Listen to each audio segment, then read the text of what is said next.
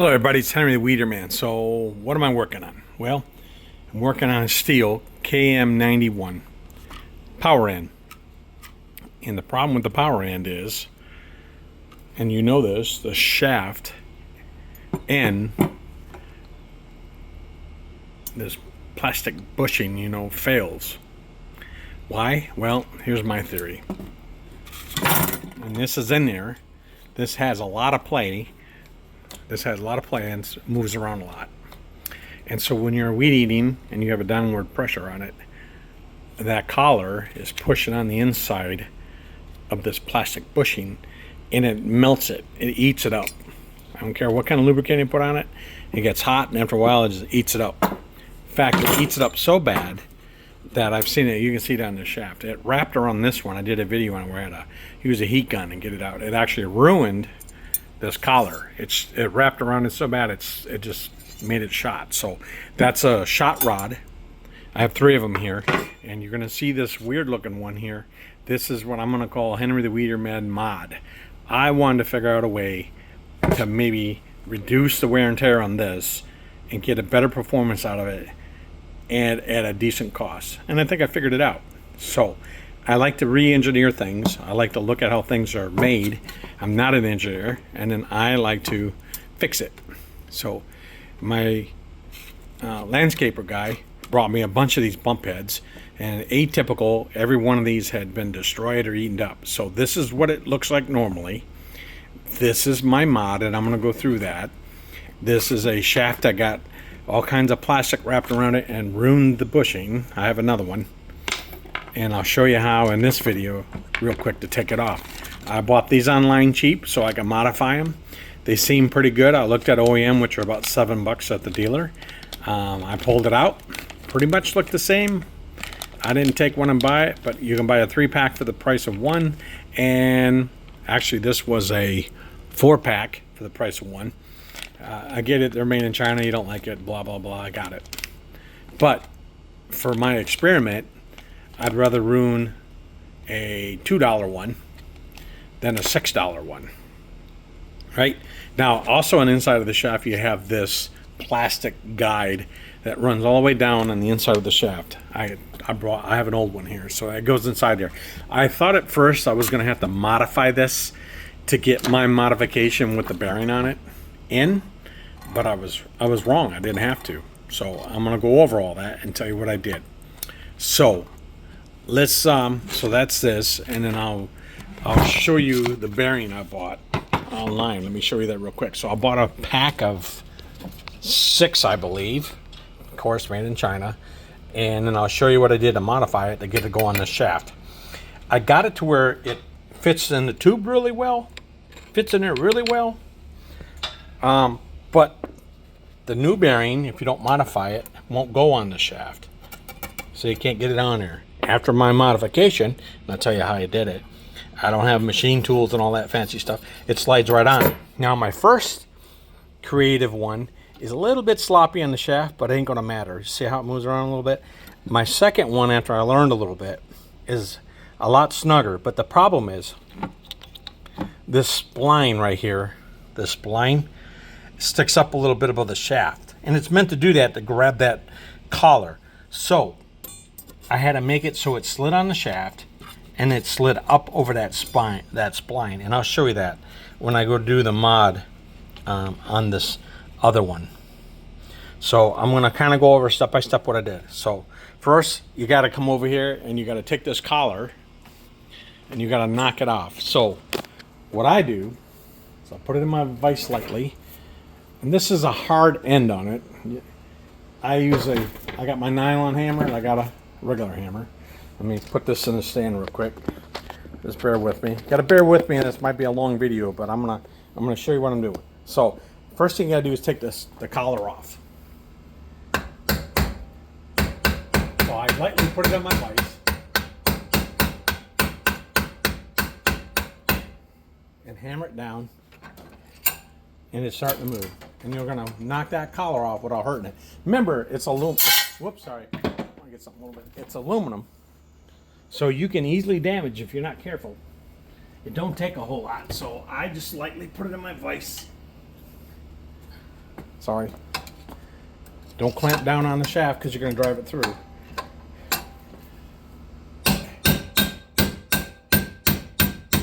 And you're going to persuade it off that spline like that. And I'm using either hammer. And then you can put it back in this way.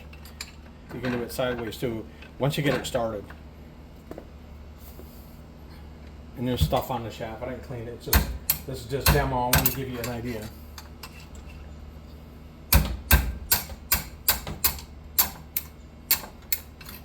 So this ain't like the one I'm working on. It's just a demo getting this bushing off here. Because I need the bushing for the other one because the plastic destroyed it, right? You saw it. So there we go.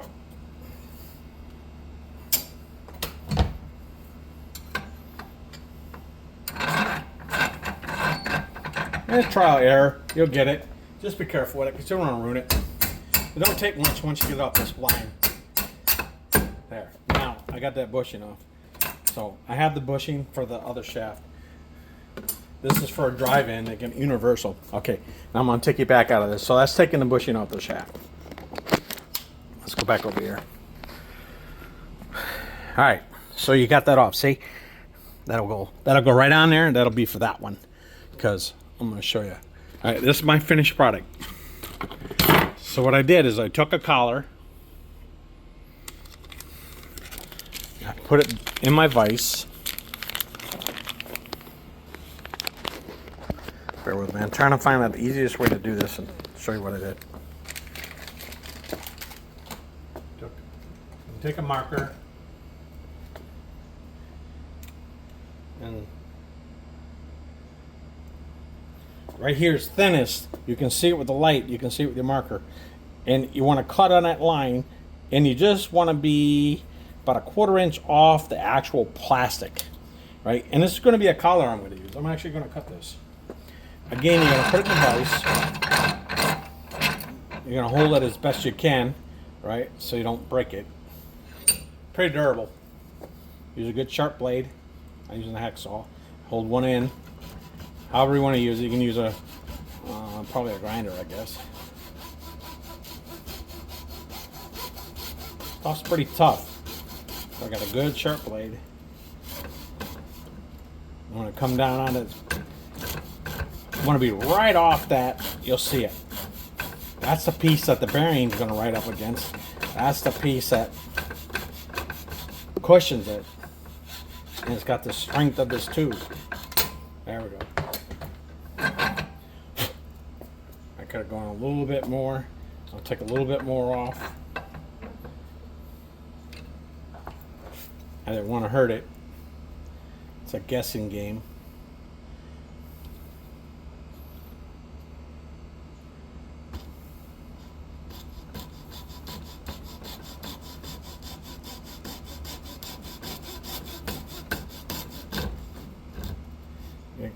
I'm pretty good with a hacksaw, so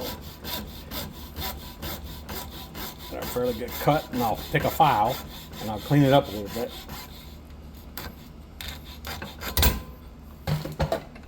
Yeah, that'll work. I'm just off it, not too bad, not too shabby.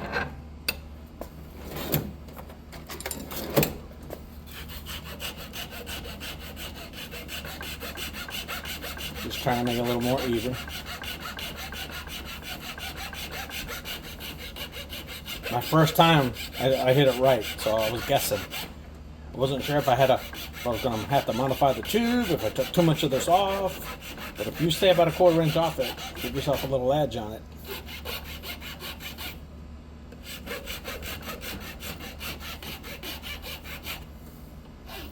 So that's pretty tough.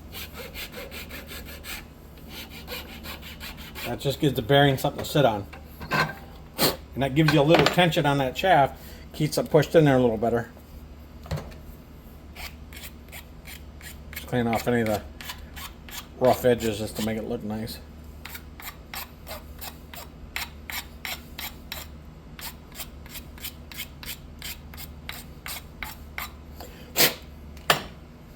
There, that's pretty straight, not too shabby, not to be perfect. All right, I will go back over here. Now I've done that, and you got yourself a little edge on there. And what you go ahead and do, you can just slide your collar on. Now that part's done. This will go on after the bearing.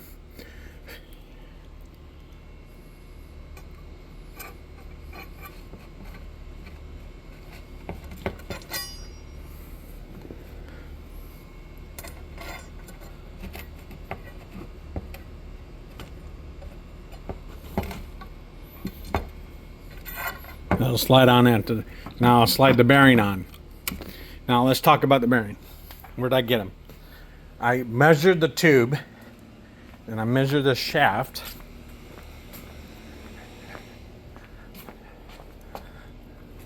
And these are the bearings that I found. And I was just shot in the dark. 6mm by 22. Come in a 5-pack, $6.99. Took a shot at it. All right, so I've already talked about the bearing actually being a little bit too small in the center. Just bear with me. I'm not a huge professional at this, and I don't want to be. I like what I do, trying to help others. And so I'm going to take the power head out of the way so I got room to work. My biggest fear when I was done and reassembled this is that I wouldn't be able to use a power head item. Well, I myth busted it. I can. I tested one. I don't have one working. A working one here to show you. Sorry, but that's my final product. I'll show you when it goes in. I'm just showing you what I do now. All right. So I know this bearing won't slide on here, right? It's too tight, and it's just a couple thousandths. It's really annoying. So this is case hardened. You can't use a drill on it. I tried using one of these. It does okay. I got it in there, but it made my hole originally too big. And then you can see I was hitting up against my tool, because you got to hold this. You got to hold this with a small pair of vice grips so it don't turn while you're trying to cut it larger. So you can see where I was cutting my tool trying to do it. So that was kind of barbaric. So I learned that lesson. So what I did is I crimp it right about here with this little vice grips. And then I was like, how can I get in there? I've seen carbide. I said, there's got to be something I can do to get that out of there. So I was thinking, and I looked at my sharpening kit for chains, and I said, you know what? I got a diamond round bit that I can use. So I turned it on, and what I did was I just kept going around and around like 10 times. I could feel the angle I had. 10 times I'd flip it over, and I just kept doing it 10 times. And I'd do it about 50 revolutions, and you can see it's taking it out, and I'd flip it over. And the reason you want to flip it over is so you get an even on it, and it just takes it right out. And it worked out good. A little tedious, I don't know, a half hour maybe, not even. You know, fitting it. Remember, you got to go a little bit bigger because that's flying. But once you get it on the shaft, then you can go in and just take some time. But that's what I did. It looks nice, and I got a nice, perfect circle. Okay, so I did that. Once I got that bearing done and got my perfect circle, and I could get past this spline right here, I'd slide my bearing on.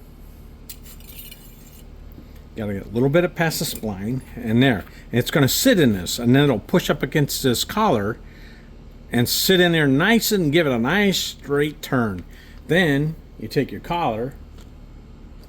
This one here I showed you how to take off. Let me clean it up a little bit. And you slide on your shaft, and then you pound it back onto the spline. So let's go back over to the vise. Taking you for a road trip. Hang on.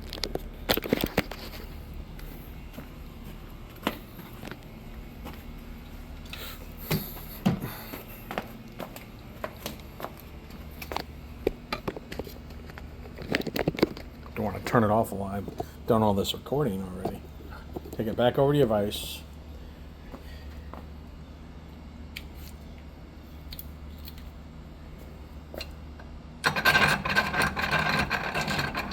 crimp it down. I'm just going to take it, pound it back on carefully.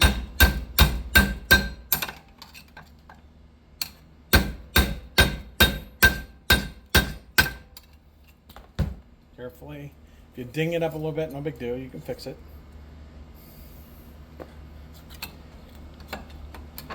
Just don't have the catch wires on the end of it, which is okay.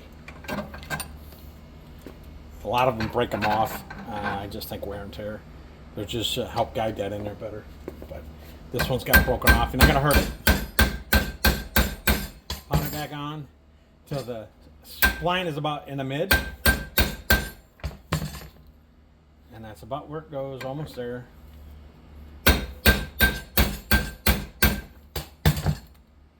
And there we go. And you've made your first mod with a bearing. And then the easy thing is, go back over here. We're going to go to the power head. I'll show you the power head now. Then this will slide right into the power head. Here it is. And just find the center hole. Lube it up, of course. There's a Stihl lubricant. I use a dry, I like to use a dry graphite. That's just me. I'm not going to lube this one up. I'm just showing you for demo. So you slide it back down in there. Now that bearing's going to allow that shaft to ride on this. And now the shaft is not going to touch this at all. It's going to touch the bearing and spin in the bearing. So you line it up with a hole. After you get it lined up, we're going in the body.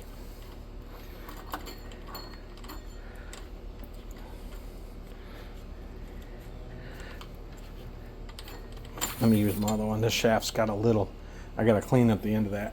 It's got some burrs on it, so I don't want to go in there. I used the one I did originally and fixed it. And I know it fits. This is just a test model. I just want a demo. This is a completed. I've already done the graphite on it. This one still has the catch wires on the end of it. There, it's in there. And then look at this. Boom! Slides right in there. Now watch this. That's it. I only got maybe 1/8 of an inch, maybe less, of plate. Look at that. It barely even moves. And look at the spin on that. Now you're spinning on that bearing. And so when you're down weed eating and you got it pointing at the ground, now that bushing, this bushing right here, due to my mod, is now pushing on this bearing. See, and this bearing's got a center hub. It spins. So now there's no heat transferred from this to this, taking the plastic and turning it into goo and eating it up and getting stuck on the shaft. So you got to do one video, use a heat gun or a torch and get all that crap off it. I got to fix that. But this is just for demo. But that's what you get. Gets on that bearing. And now it's riding on that bearing, see? And all that slop is gone. Look at that. You get a little bit in there for expansion, for heat. But now the shaft's not riding on the plastic tube. See, this is when it's together. Looks like this. That's inside the shaft. And that's what you got inside, right?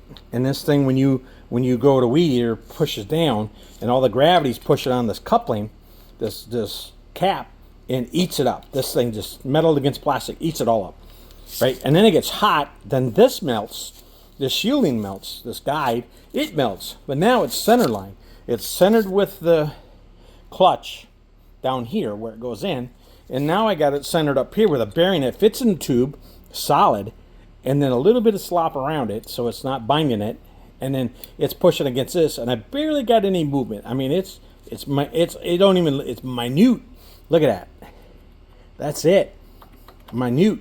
So now you have a little bit of movement, and it's stabilizing it. So now you put this back on. This is how you lock down your tools, right? You got a little notch in it. See the notch? Line it up. Push that back down, and now the tool goes in there, and I'll show you.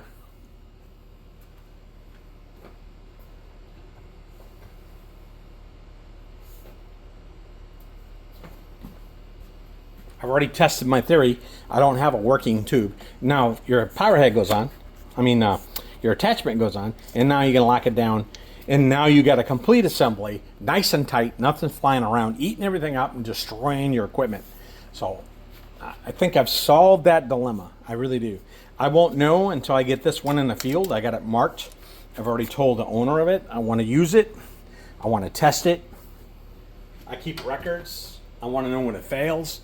Get it back to me, and then I'll keep track of it. But that's what I did. That's how I fixed this problem. If I was a mechanic or engineer at Stihl itself, I'd look at some of these field common problems and I'd come up with a solution for them. But that's my solution, and I think I fixed the problem, and I'll know when I put it in the field, and then I'll give you an update. But sorry, I use Chinese bearings. Modify it like I showed you.